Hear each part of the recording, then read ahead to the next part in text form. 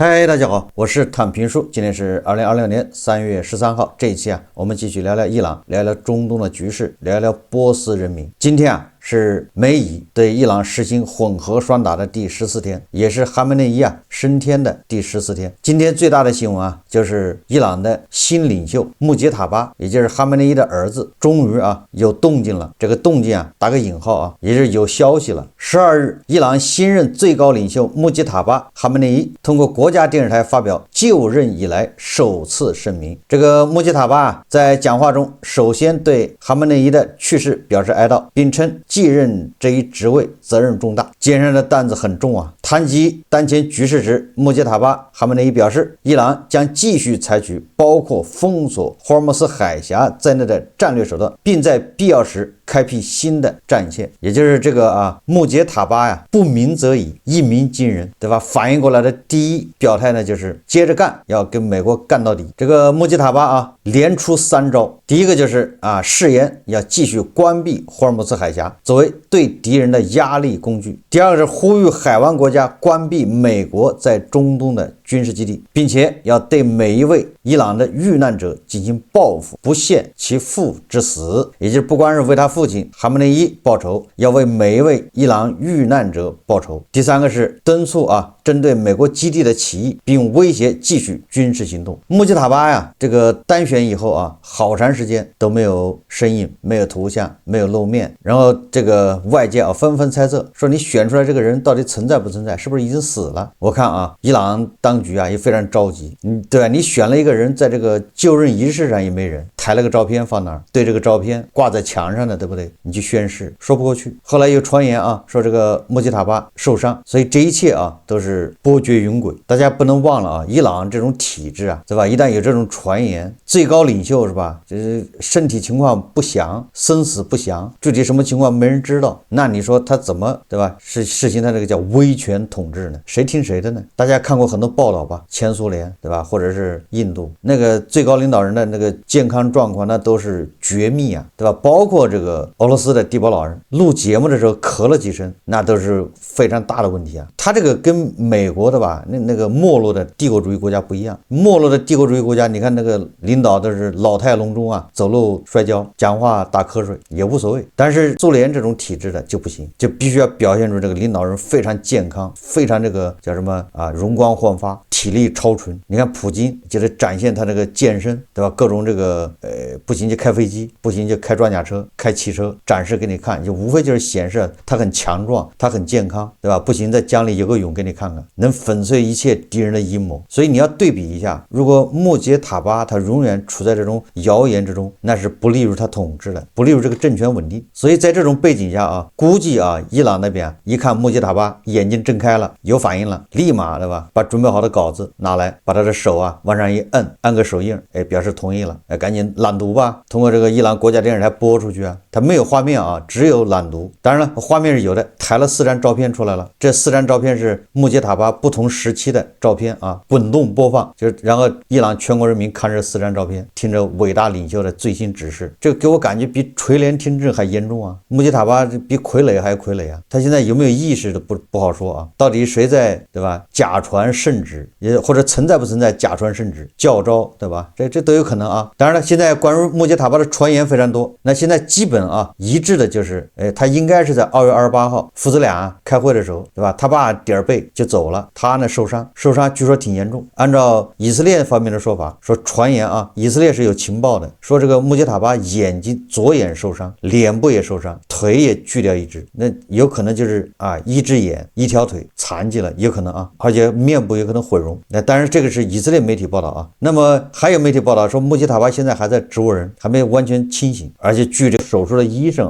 都被人找到了。美国总统特朗普在接受福克斯新闻采访时表示，我认为他受伤了，但我认为他可能还活着，以某种形式。你看说的也很这个委婉在 ICU 病房对吧，浑身插满管子，健康状况堪忧，但尚未确认死亡。我认为他没有死，我这理由前2天已经说过了，就是地保老人祝贺穆杰塔巴单选最高领袖，对吧？你可以骗别人，你正义联盟大哥你不能骗吧？所以说啊，应该是维持这个最低的生命体征，至于他有没有意识，对吧？现在传出来这些指令是不是穆杰塔巴的意思，这个就很难说了。有媒体说啊，说穆杰塔巴醒来之后啊，也是通过电视才知道自己单选最高领袖，这个也完全有可能啊，因为他一直昏迷嘛，他怎么单上他也不知道啊，有没有征求过他意见呢？他想不想干这个位置啊？这个风险是最高的啊，这是全球风险最高的一个职位，就是伊朗的最高领袖，对吧？因为这个以色列内塔尼亚胡已经说了啊，这个爱选谁选谁，反正选上来我就要炸。总体而言，穆杰塔巴目前处于隐身状态啊，是通过录音来遥控，而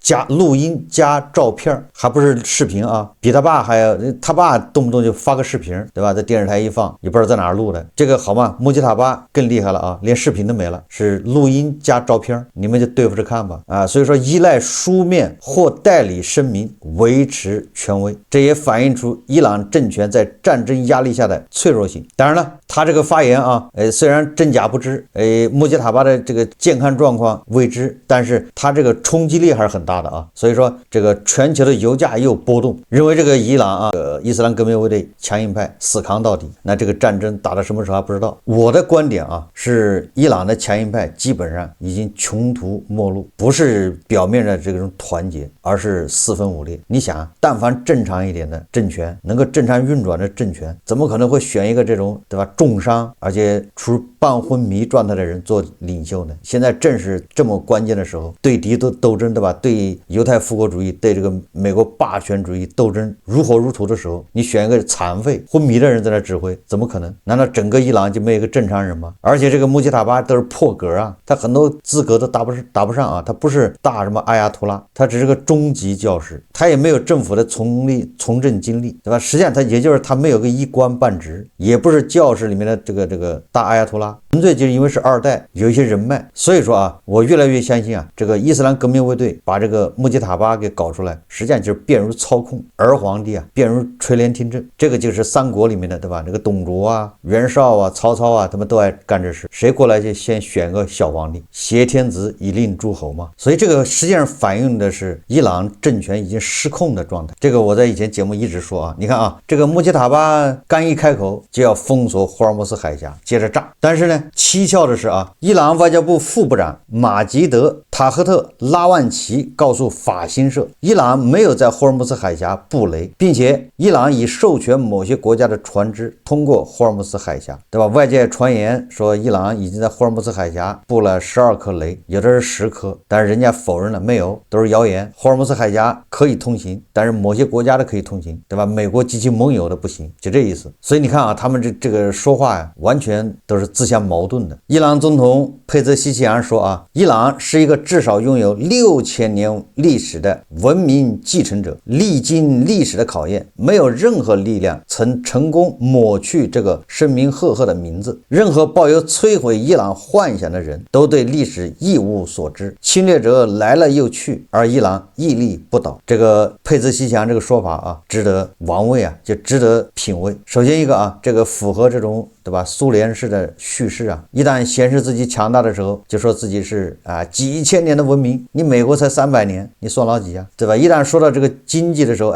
困难的时候，就说我们是个新生的国家，美国都已经发展300年了。这你看这个叙事啊，大家比较熟悉。一旦显示自己强大的时候，我就几千年文明；一旦显示自己啊这个现在干得不好，失误，对吧？经济有困难，他马上就说我们才几十年，看他怎么说啊。伊朗这是第一个，第二个什么呢？我感觉这个佩泽西奇扬有点高级黑。为什么叫高级黑呢？也就是说，伊朗这个6000年文明，你现在的文明是什么？现在文明是伊斯兰文明，对吧？是那个什叶派，但是什叶派在这个6000年文明里面才多少年呢？你伊朗现在是教士集团把控，你这个属于这个6000年文明的一部分吗？那是不是言下之意是这个佩泽西奇扬的意思就是，你这个来自于阿塞拜疆的这种教士集团，你是对吧？是寄生在伊朗波斯人民身上，历史的考验，没有任何力量成功抹出这个声名赫赫的名字。也就是说啊，你这个教士集团现在只是暂时的啊寄生在伊朗身上，你不可能把伊朗这个名字抹掉。你完全可以这么理解啊，也就是这个佩泽希奇扬就学习这个梅德韦杰夫啊，指桑骂槐。相比较这6000年的伊朗的文明，波斯文明，你现在这个教士集团在47年，你算老几呢？对吧？你想把伊朗给抹掉，任何抱有摧毁伊朗幻想的人都对历史一无所知，对吧？这些教士集团呢，然后佩泽希奇扬说啊，侵略者来了又去，去了又来，而伊朗屹立不倒。你看啊，这侵略伊朗的人多了，知道吧？最后都不了了之，都落荒而逃，落败而逃，而伊朗依然还在。我发现这么一捋的话，佩泽希奇扬这个话说的就比较顺了，所以他实际上是在指责这个教士集团。没错啊，这波斯还是波斯啊，几千年，对吧？这些统治者换来换去的，波斯还不是波斯吗？这个穆吉塔巴啊说要为哈梅内伊报仇，为每一个伊朗人报仇。那在2个月前是吧？伊朗的老百姓抗议，结果死了多少人呢？死了好几千，对吧？有人说2万，有人说3000。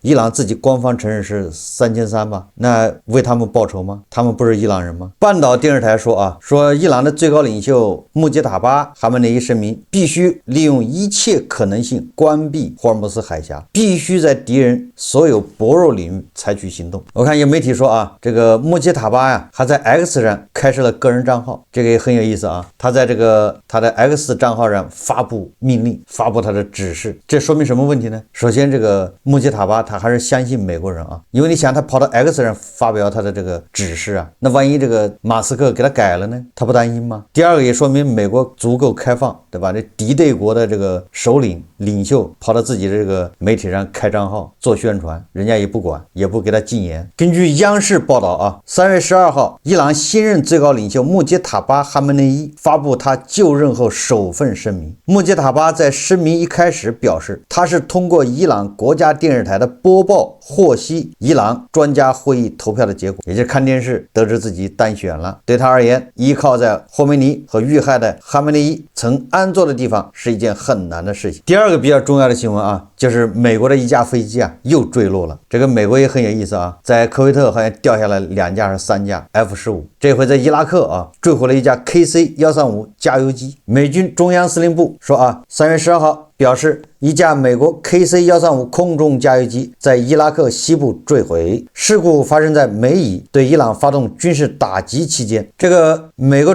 中央司令部说啊，这架飞机的坠毁啊与敌方火力或友军误击无关，也就是不是伊朗打下来的，也不是伊拉克或者是科威特打下来的。那这回是谁打下来的呢？以色列，或者是美国人自己，或者是出了事故障，对吧？据了解，事件涉及2架飞机，其中一架在伊拉克西部坠毁，另一架安全着陆。目前救援工作仍在进行中。据说那架飞机上是3个机组人员还是6个？加油机嘛，这个也让美军丢面子啊。你不管是谁打下来的还是自己掉下来的，总之都不是好事。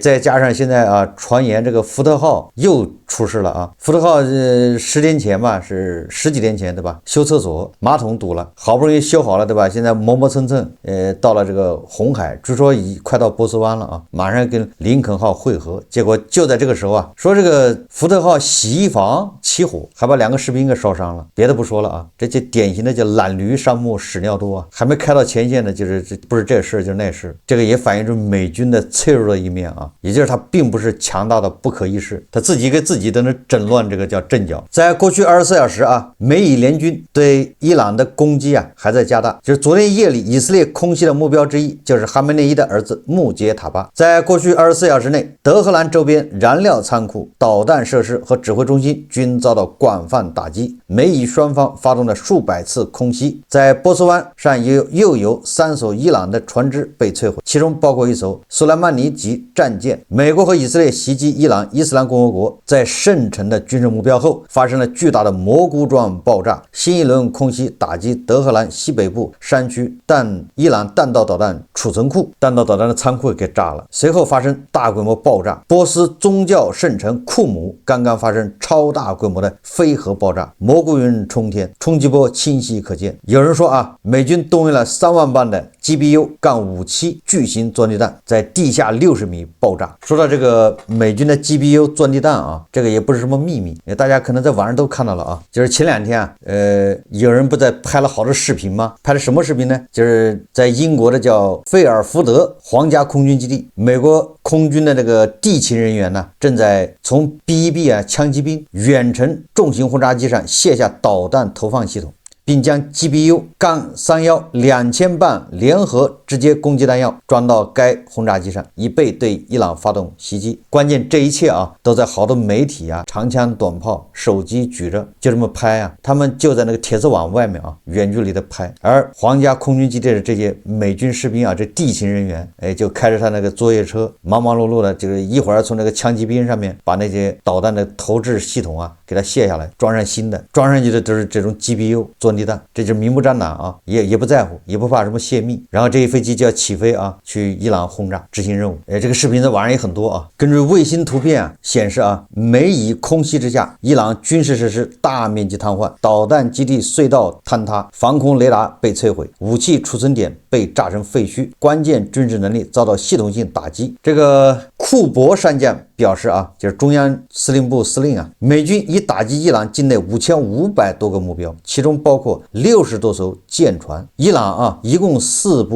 艘啊苏莱曼尼级的那种双体船啊，那个军舰全部被摧毁。伊朗的导弹和无人机袭击大幅减少，但仍然啊向着人口稠密的贫民区持续发射。这个以色列还出动了很多无人机去打击伊朗的这些检查站，以至于这个特朗普啊又开始吹了啊，他说啊，美国对伊朗的军事行动很快结束，为什么呢？他的理由是伊朗已经炸无可炸，说伊朗境内几乎已无可打击的目标，任何时候我想让它结束它就结束，就是军事行动啊。我们远远领先于计划表，我们造成的破坏超出我们最初的预期。也就是特朗普的意思是，我可不管你们怎么看，对吧？我说胜利就胜利了，就撤军；我说接着打就接着打。你们不要瞎在逼说那些没用的。然后特朗普啊，好像是昨天啊，他在他的真相社交媒体上啊发帖子说，因为大家都说这个霍尔木兹海峡一封，油价就涨，油价一涨，那美国就害怕，对吧？然后特朗普他就说了啊，他说啊，美国是世界上最大的石油生产国，所以当油价上涨时，我们赚了很多钱。但对我来说，作为总统，更重要的是阻止邪恶帝国伊朗拥有核武器，摧毁中东，并且确实是世界，我绝不会让那种事发生。他这说的也没有毛病啊。油价上涨对美国来说，它不全是坏事，因为美国也是石油出口大国啊，对吧？油价一涨，人家石油出口也赚钱。但是啊，总体上啊，对美国的经济肯定是不好，因为通胀加剧。那美国现在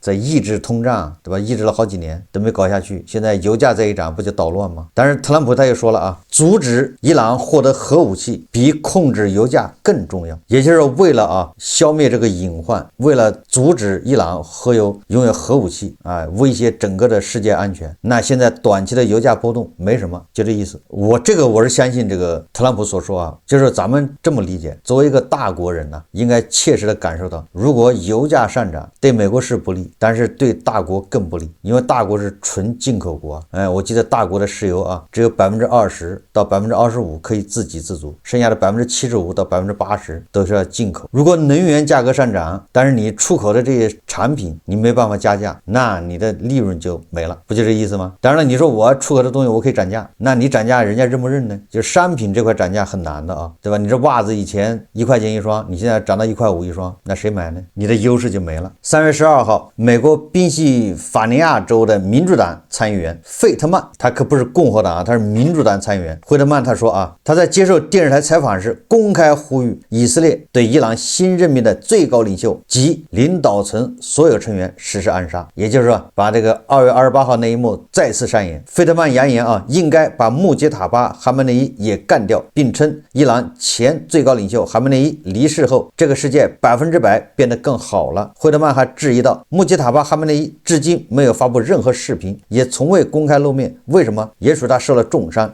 严重到连坐下来录一段视频都做不到。希望他伤得不轻，如果他康复了，我完全支持以色列直接把他做掉，连伊朗领导层的其他人也一起干掉，我永远支持这样的做法。我们再看看这个以色列总理内塔尼亚胡是怎么说的啊？记者问他啊，说以色列是否致力于武装伊朗反对派？内塔尼亚胡说啊，我可以肯定的说，没有伊朗人民的努力，这个政权不可能被推翻。也就是说啊，你靠去炸它把它炸翻很难，对吧？还得看伊朗老百姓。而我们已经告知他们这一点，我们告诉他们援助即将到来，我无法预知最终结果，也不会告诉你。我们知道，我们希望也理解你们，也希望这个政权垮台。如果这个政权不垮台，它的力量将会大大削弱，但如果它垮台了，问题就迎刃而解了。同时啊，这个伊朗流亡的王储巴列维向伊朗人喊话，3月11号啊，他说啊，亲爱的同胞们，我们正处于最后斗争的关键阶段，我敦促你们尽快储备必需品，为了自身安全，请离开街道，待在家中，继续罢工，不要上班，继续在夜间高声呐喊，表达你们的团结，至军队和执法部门，这是你们脱离压迫势力，与人民站在一起的最后机会，等待我的最终号召。大家完全有理由相信啊，就是随着穆吉塔巴啊，他不露面，连拍视频都不行，那么这个时间越长，那伊朗的国内局势就越混乱。伊朗国际电视台啊，消息显示，2名伊朗伊斯兰共和国外交官已分别在丹麦和澳大利亚申请政治庇护。说通俗点啊，也就是现在伊朗很多外交官开始叛逃，对吧？前一阵子是伊朗的女足运动员叛逃，现在是外交官开始叛逃，这个都是伊朗内部政权崩溃的标志之一，就是叛逃的人越来越多，他那个高压政策难以为继，对吧？这些人一有机会就要跑。今天还有一个重要的新闻，就是伊朗把法国在伊拉克的一个军事基地给打了，造成6名法国人受伤，好像啊，马克龙还说有一个人死了。一架法国直升机在伊朗支持的伊拉克武装组织袭击埃尔比勒的法国空军基地时被击中，6名法国士兵在袭击中受伤，也就是有可能啊是伊拉克什叶派民兵干的，那他背后的主子啊就是伊朗伊斯兰革命卫队。马克龙说啊，来自瓦尔瑟第7阿尔卑斯列兵营的准尉弗里翁在伊拉克埃尔比勒地区的一次袭击中为国牺牲，那也就是死了1个人啊，5个受伤。马克龙说啊，此次袭击针对的是我国自2015年以来参与打击伊沙行动的部队，这是不可接受的。法国在伊拉克的驻军严格遵守打击恐怖主义的框架，伊朗战争绝不能成为此类袭击的理由。这里面我认为啊，但是我是不希望法国卷入这个中东战争的，因为法国一旦卷入的话，那么他对乌克兰的支持那就更弱。其实欧洲国家最好不要参与美以对伊朗的打击，他们专心致志支持乌克兰就完了。那么如果这个法国要参与到这个伊朗的战争，这个不排除啊，这背后是地保老人呢使坏，对吧？唆使这个伊斯兰革命卫队，对吧？你把法国也拖进来，把欧洲都拖到你中东陷在这个泥潭里面，这样他们就无暇顾及乌克兰。最后我们再看看这个伊朗啊，最高国家安全委员会秘书拉尼贾尼在社交媒体用波斯语、英文和阿拉伯文发帖说，幸好啊这次没用中文啊，用这个英文、波斯语和阿拉伯文。波斯语大家知道吧？那是给他们国内盘们看的。英文呢，那是给这个对吧特朗普看的。阿拉伯文呢，那是给中东那些美国的走狗看的，对吧？也就是美国的盟友。他说什么呢？他说啊，美国总统特朗普称可以在1小时内摧毁伊朗的电力系统。特朗普扬言啊，1个小时之内把伊朗给停电。这个拉尼贾尼说啊，如果他真这么做了，半小时内整个地区都会陷入黑暗，而黑暗将为追捕那些逃命求生的美军士兵提供良机。恐吓啊，也就是你要把我搞停电了，我就把整个的中东地区啊搞停电。这次啊，美以吊打伊朗，伊朗的反应呢，实际上不管怎么说，对中东这些王爷国家来说啊，那肯定是希望美以啊，你这次做事就做干脆一点，这个伊朗的神棍政权必须要颠覆，你要不颠覆了，这伊朗以后啊，那就是没完没了的勒索，真的成了打不死的小强，对吧？他一旦养成习惯了，对吧？你这要敢打我，我就打中东。以前是你打我，我打以色列，现在发现打以色列打了半天没什么用，是吧？那我打迪拜嘛，对吧？我就打这些有钱的地方，离着还近。这些中东王爷国，他可没有以色列那个防空系统，对吧？没有以色列人武装到牙齿。你看伊朗如果这一次得逞了，那是不是以后一旦有事他就就打迪拜。中东这些王爷国成了软肋，所以你说这种情况下，中东这些王爷国他能不攀着特朗普叫一不做二不休吗？除恶务尽呢？伊朗外交部已经开始喊话了啊，他说我们已收到一些国家表示愿意进行调解的信息，目前我们正集中精力给敌人一个教训，让他们为自己的侵略行为付出代价，并防止他们再次犯下同样的错误。这就是煮熟的鸭子嘴硬呢，说最狠的话，最毒的打，就是这样。他说这个美国带话啊，美国通过多种渠道、途径和国家向伊朗喊话带话，别打了。伊朗表示反对，伊朗说我还得打一会儿，我要给美国一个沉重的教训。伊朗国内的盘们一看，对吧？以为这个伊朗获胜了，美帝终于夹着尾巴逃跑了。我们继续密切关注这个福特号航母还有布什号航母纷纷赶到战场会发生哪些变化。我们继续关注莫吉塔巴什么时候露面，也就是他伤什么人能养好。好，这期节目咱们就聊到这里，感谢大家收看。如果喜欢我的节目，欢迎订阅转发，也可以在下方留言评论，谢谢大家。